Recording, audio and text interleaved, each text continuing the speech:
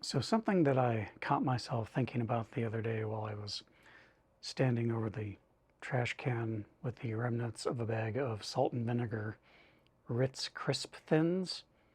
I was just, shaking it into my mouth to get every last bit of salt and vinegar into my face. And I was thinking about therapy and what my biggest aha moment in therapy has been so far. That big breakthrough moment that just kind of, oh, this is why I'm doing this. And what came to me actually really stunned me. I had started therapy, this last round of therapy. I've been in and out of therapy my whole life, but I had started the last round of therapy because I was just having a really bad time at work. I was dreading logging in, I was dreading the calls, horrible customers, the unsupportive supervisors. But underneath all of that, right, it was more than that. I could just no longer see the point of any of it, of just existing. I just felt like things weren't ever really going to change,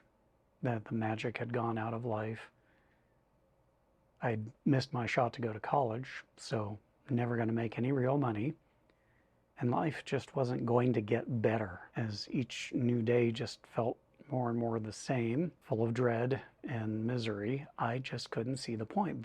The thing keeping me here was, Karina and my family and a few close friends who might actually be upset and pissed off if I checked out. And yes, I'm using checked out because it's YouTube. So my therapy actually started in August of 2021, and then I had a full-on breakdown in September.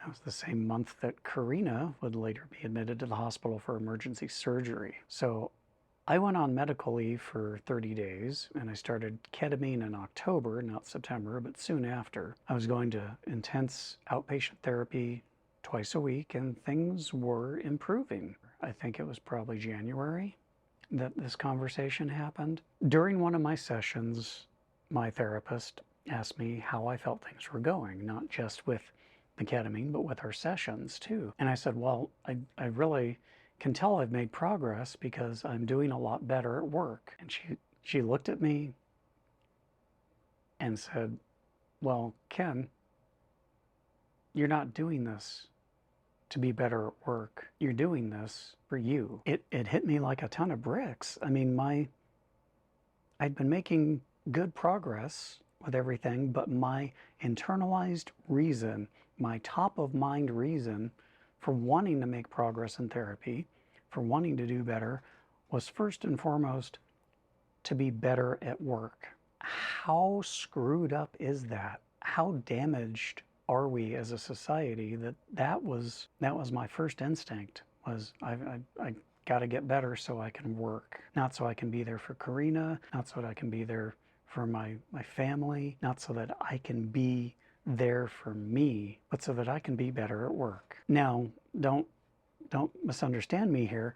Improved performance at work can absolutely be a side effect of effective therapy and medication. But holy crap, it should not be the primary motivator to get your mental health in order in the first place. I keep being surprised at all the ways that my learned servitude mindset that's been drilled into me since kindergarten just keeps popping up and messing with me.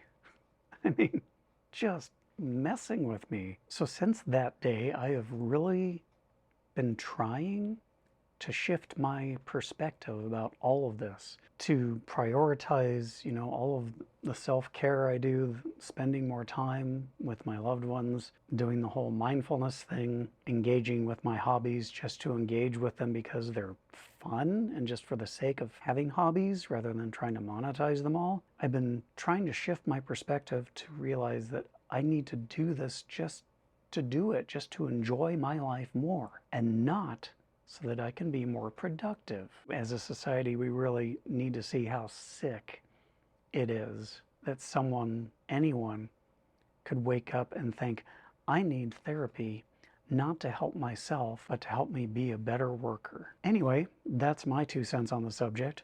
Let me know if you had a breakthrough moment in therapy that just made you shake your head and go, what the hell have I been doing this whole time? Let me know if there are any other subjects you would like me to cover on this channel, but in the meantime, until next time, I'm Ken. You take care.